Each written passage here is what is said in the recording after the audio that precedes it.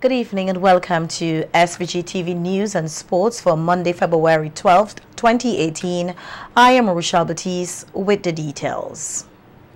Prime Minister Dr. Ralph Gonsalves is of the view that the opposition New Democratic Party is lacking strategy, hence their continuous walkouts of Parliament. Speaking on Boom FM recently, PM Gonsalves said that it is laughable that the opposition is hosting their own budget presentation. He noted that the ministers of government did not need to make presentations on the 2018 budget because Finance Minister Camilla Gonsalves gave a synopsis of their presentations. According to the Prime Minister, the opposition needs to be more sharper in their counteractions. I'm going to stop Ralph from holding this budget debate because this has to be heard first. They didn't expect me to move so swiftly to have it brought to the Parliament on the Wednesday. You understand what I mean? Yeah. And when that happened, they really... You mean to tell me that they're so lacking in strategy? When the opposition got up on the constitutional issue, they couldn't debate properly. To show you how these fellas are lacking in any set of readiness for government, you're going to have a vote of no confidence, bringing it under Section 47(2)(a). You don't ask yourself the question, well, we're bringing this thing, we're all gung-ho. But let me look strategically, tactically. What could Ralph do? Dr. Gonsalves further stated that the opposition is operating as if they are playing an apprentice test match and not at a professional level. I have courage of the estimates. I have courage of the bill. I do what is necessary and desirable to pass them.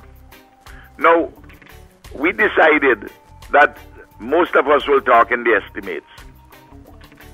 But they got the opposition. You know, one of the things they were saying is that they will come back in. They will stay away on Tuesday. But they will come back in and talk later. That's what some of them were thinking, you know. You think you could play games at Parliament and I'm the leader of the House? Huh? You think you can play games in the Parliament and I'm the leader of the House? This is not a corrugate match, you know. This is a test match. In reference to planned protests to take part in several parts of the diaspora, PM Gonsalves said he is not bothered by these actions. No, you demonstrate here, you demonstrate in New York, you demonstrate in Canada, in London, wherever you want to demonstrate, where there's a freedom to demonstrate. Go ahead. That doesn't worry me at all. What should worry them? Here in St. Vincent, they had a demonstration a couple of Fridays ago before in front of the building, the financial complex. They had a picket. They had 6 people until they were joined later by the leadership of the party, and they had another 6.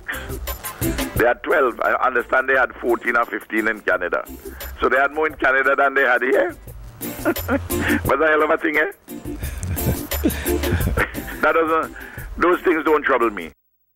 The Prime Minister claims those who are protesting are dreaded persons who want the opposition New Democratic Party to be in office. The same people who in Canada and England and America who demonstrate or want to demonstrate are the same ones who supported the NDP in the December 2015 election, you know, and they lost. And they can't accustom themselves to that, and they will lose again anytime the next elections are called.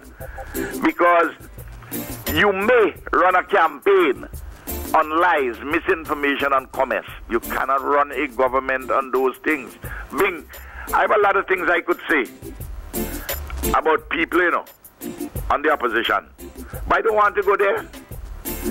If I beaten you on policy, why must I go to commerce? There are some people who criticize the government. They got more skeletons in the cupboard than you have in a graveyard. Some 35 persons from the local constabulary, the public and private sectors, and non-governmental organizations will over the next 2 days be sensitized about and equipped with the requisite skills to effectively combat instances of human trafficking here in SVG. The training workshop being hosted by the National Task Force Against Trafficking in Persons, the Interministerial Working Group Against Trafficking in Persons, and the Anti-Trafficking in Persons Unit in collaboration with the United States Embassy in Bridgetown, Barbados, and the Walnut Group from Washington, D.C., pointing out that the training workshop forms part of the government's continuing trust to fulfill its obligation in tackling human trafficking locally and internationally. Head of the Anti-Trafficking in Persons Unit, Junior Simmons, stressed the need for a multidisciplinary and cross-sector approach in tackling human trafficking.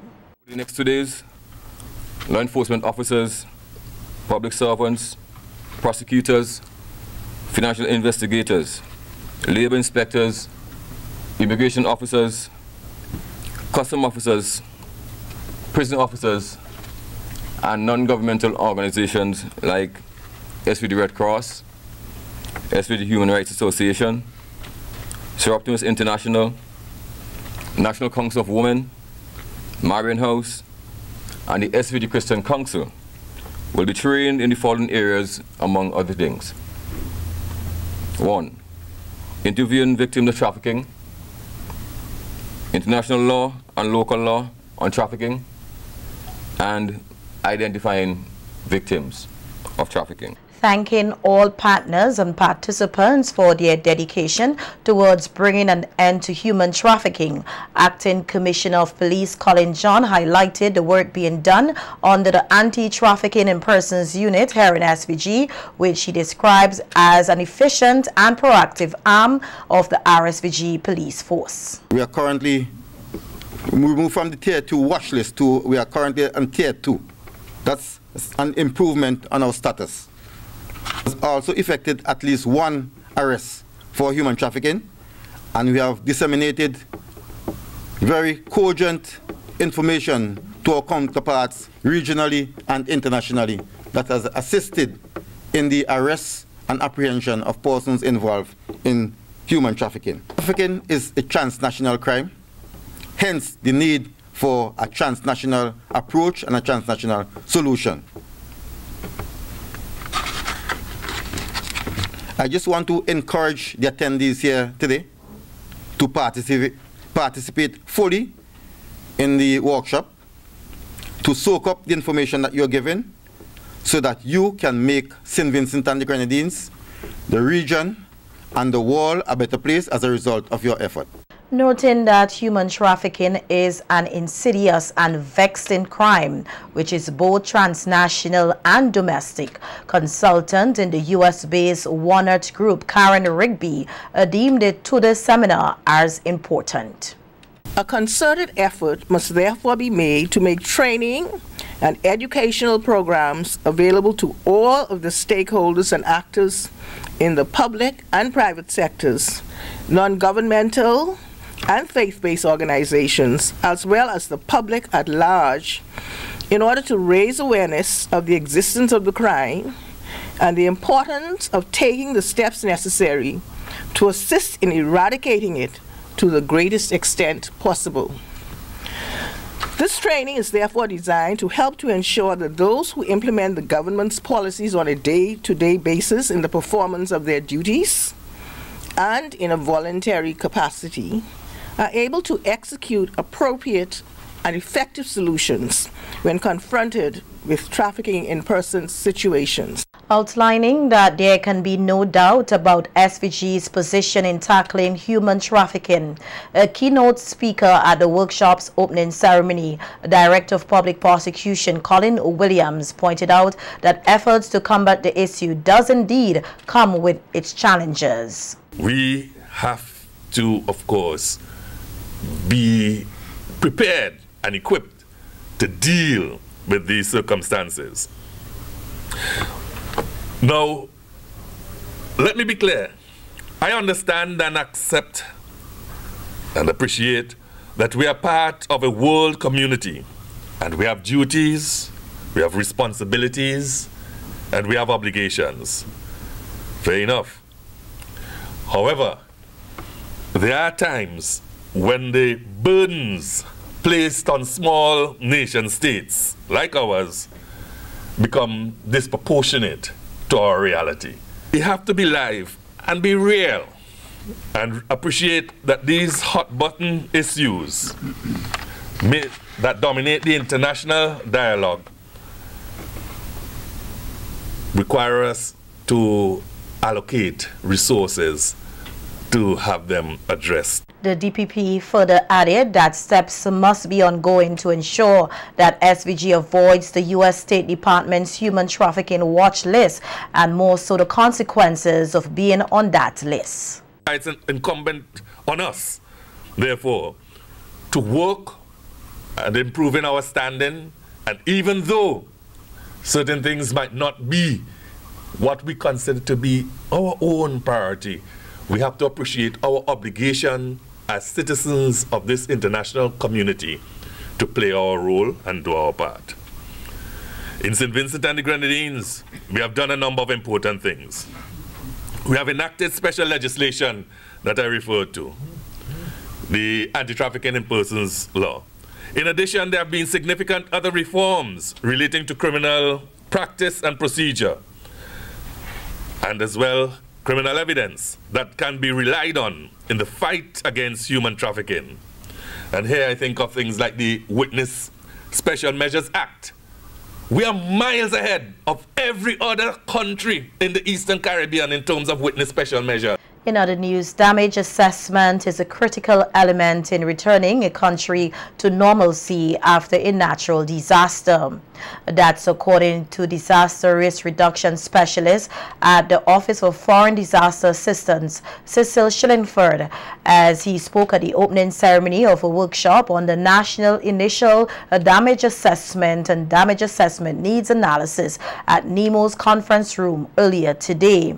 Schillingford stated that data is not only important to disaster relief efforts, but also in guiding policymakers to make the necessary decisions in returning a state to normalcy.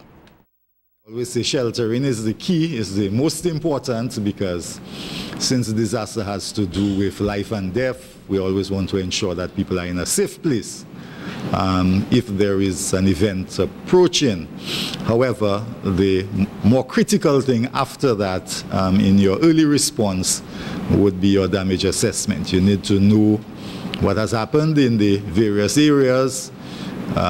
You need to start quantifying, because depending on the size of the impact, you will have to be providing relief. You will have of all kinds, food and non-food items. And when you get to your recovery, early recovery, and even your late recovery, the assessments that you would have done would play a critical role in guiding the powers that be in bringing the country back to a state of normalcy. Director of the National Emergency Management Organization, NEMO, Michelle Forbes, said the session brings together a wide cross-section of stakeholders and stressed the importance of capturing data quickly and correctly during and after a disaster. We need to capture that information on who has been affected, what has been impacted over a period of time in the shortest possible time. Why? Because, as I said before, it is people who will be affected that is very critical, and we need to respond to the needs of those persons.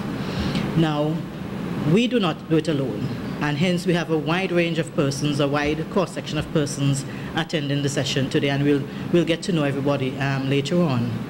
But it is important that we all collaborate together. Collaborate in that we need each and every one to provide the correct information, and just after the event has happened, not 2 and 3 days after, because it allows other persons to make other reports that may not be correct. And you in the community especially need to get that information and capture that information quickly to avoid any, I don't want to say fraudulent, but any incorrect information that is being gathered. The NEMO director added that since 2010, SVG has been affected adversely by a number of weather phenomena and highlighted the importance of collecting social data. What we are doing also for these 2 days is to have someone come in, a social expert coming from the Ministry of National Mobilization on the final day of each of the sessions to really speak about the importance of collecting the social data and collecting it correctly and properly. And I will just share something with you. In 2013, after we had that devastating flood, and even 2016, when the social development would have been more integrally involved in collecting the data, they realized too that they were capturing persons who should have been on their radar a long time. So it's information that people don't always come to town, if you want to put it that way, to give you some information that they may need help. But the ministries can actually decide on other social programs that they need to implement in the country. Given this country's vulnerability to intense adverse weather effects and the fiscal risks they pose, international financial institutions have urged the government to seek out additional means to increase the inflows of its disaster relief contingency fund. The fund, which was established through the 2017 budget, according to Finance Minister Camilo Gonzalez, was capitalized by increasing the value-added tax rate from 15% to 16%. He added that in 2018, the government hopes to collect a further $11 million through the fund. This year's budget, a contingencies fund was established and a levy on consumption was imposed by increasing the VAT rate by 1% to provide a dedicated source of revenue to capitalize it. Over 8 months of operation in 2017, this levy capitalized the fund to the tune of $6.75 million. This year, the contingencies fund's first full year of operation, we expect to collect $11 million from this 1% levy. International financial institutions such as the IMF and the World Bank have lauded our decision to establish and capitalize this rainy day fund. Heeding the call of international financial institutions such as the World Bank, Minister Gonzalez spoke of the coming into being here of a climate resilience levy as of May 1st, 2018. As a prudent and responsible government, we have heeded this advice. For this purpose, Mr. Speaker, I propose to introduce a climate resilience levy to be paid by all stayover visitors in hotels, apartments, and short-term rentals of 8 EC dollars per night. This revenue and the revenue from this measure is estimated at $1.7 million in 2018. Also effective May 1st, 2018, will be a ban of the importation of motor vehicles over 12 years old. Additionally, the vehicle surcharge on motor vehicles older than 4 years old will be increased on that date. Methodist minister appeals to irresponsible fathers to step up and get involved in their children's life. This and other stories coming up when we return with more local news. Stay with us. Welcome back. The important role of fathers was today highlighted and celebrated as part of activities being hosted by the C.W. Prescott Primary School in commemoration of Father's Day and Literacy Week at the institution. Today, a number of fathers took part in the school's career day, which allows the fathers the opportunity to participate in learning activities with their children. The fathers also received encouraging words from Reverend Adolph Davis, Superintendent of the Kingston Chateaubriand Circuit of the Methodist Church, who used the illustration of a guard dog to highlight a father's role of ensuring that his children feel protected. Hey, woof, woof. The man said, boy, like you got a dog in there.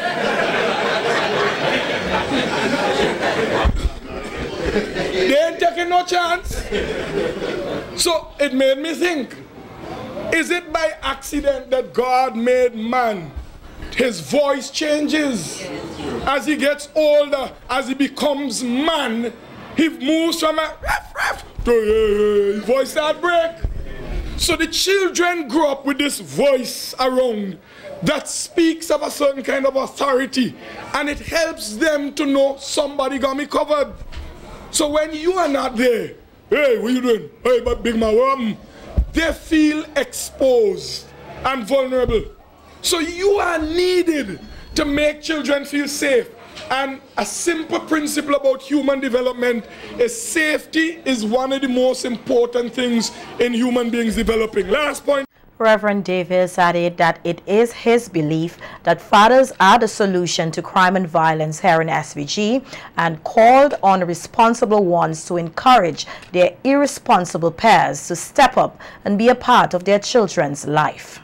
So if we could get our fathers standing up, that's the best solution to crime in St. Vincent. Getting fathers to be responsible. So I'm challenging you, not just to be responsible father, but hold your brethren them responsible. One of the problems is sometimes we just deal with the brethren and them at workplace and thing, and we hear the man them talking stupidness, and we don't say nothing. I say, boy, I don't give she nothing for the child because she feels she want to do this and do that. And we sit down this and don't say nothing. We must be able to say, buddy, there's your child. You gotta still be responsible. We have to talk to them. We have to help them to understand what you bring to your child life, no woman can bring that. You gotta be there. And even if the woman making life difficult for you, you still gotta do your work because you named daddy. And at the end of the day, you must be proud that you did your work and you did it well. Our news team caught up with several fathers at today's event who commended the C.W. Prescott Primary School for the initiative and expressed delight to be a part of their children's school life and encourage other fathers to do the same. Is around and that is playing up a role, and even at home I also be around with them, and it's good that I could be here, and I know for sure that she's very happy that I'm here today, because most of the time I'm very busy because I'm a barber and I have a busy schedule, and well, even now my phone's been ringing now, but I have to be here, so I think she's very happy about it. Yeah. As I have to be in my son's life, to help him to be a little bit more serious with his schoolwork, and to be that role model for him, that he will see that his father is very serious, his father takes life seriously, and to help him to mature himself and to learn and to listen to the teachers and them when they tell him anything in class, and that he behave himself.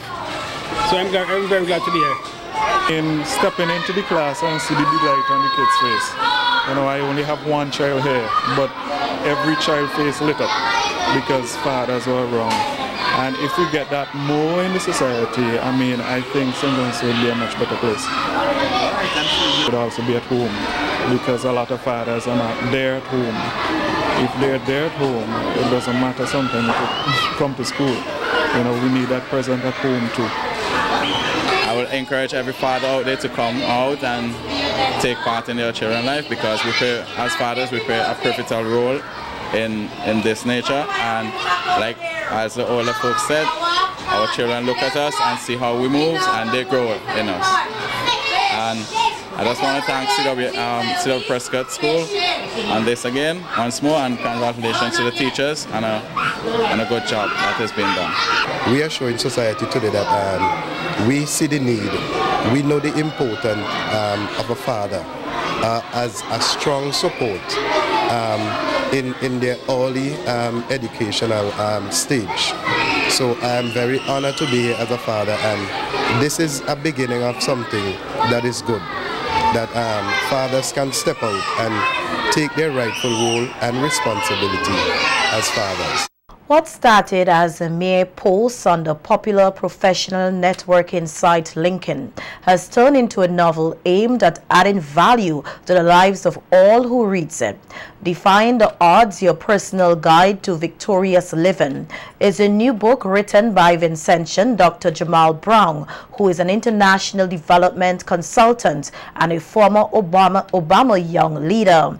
Speaking with SVG-TV News earlier today, Dr. Brown indicated that his post on LinkedIn in 2016 used an example of his life and career to highlight the importance of taking extravagant leaps of faith when pursuing certain personal and career goals. He added that the novel is, in a sense, his way of replying to the thousands of requests for personal and career guidance for young professionals across the world. That essentially went viral. obtaining about 95,000 likes, over 7,000 comments, and over 1 million views. And what happened as a result of that was that thousands of young persons, young professionals and students from all across the globe started reaching out to me, seeking personal and career advice. And I was essentially inundated with requests, and I saw it as an opportunity to share my story and my life lessons and career tips with these young professionals. But the question was essentially how. And I've always wanted to write a book. So initially I wanted to write an autobiography, but I decided, no, my first book should not be an autobiography. It should perhaps be one that truly adds value to people's lives. With only 2 chapters dedicated to the story of his life and career, Dr. Brown gave a brief outline of what is entailed in the 4-part novel. Is Through Rough Ways to the Stars, which follows the motto of the St. Vincent Grammar School. And it speaks about my early childhood and my career thus far. The second part of the book speaks to a belief that I have, and that is where, you know, I hold very firmly to the idea of persons not being self-made. I don't believe in persons being self-made, as I believe that there's always somebody else behind our success. And that has essentially been the story of my life. But I decided in this particular instance not just to speak about my family, but I decided to speak about 3 total strangers who significantly impacted my life. So the next 7 chapters are essentially dedicated to responding to the myriad of questions that I've received from young professionals all across the globe. Of course, the final part of the book, which looks at practical Christian living, given the fact that I'm a Christian, but I believe that a lot of the principles that I've adopted and that I've applied to my own life as a Christian can be applied to anybody's life, regardless of your faith, regardless of your religious beliefs. Written with young people in mind, Dr. Brown took the opportunity to encourage persons to get a copy of his book, which he said is available online. That touch on topics such as overcoming fear, selecting the right field of study, selecting the right career. Absolutely encourage any young person out there to try their best to put their hands on this book. You know, when I wrote it essentially with young persons in mind, young professionals, students, or anyone seeking a more fulfilling life and career. That's who this book is really dedicated to. It's really not a vanity project. It's really about adding value to people's lives.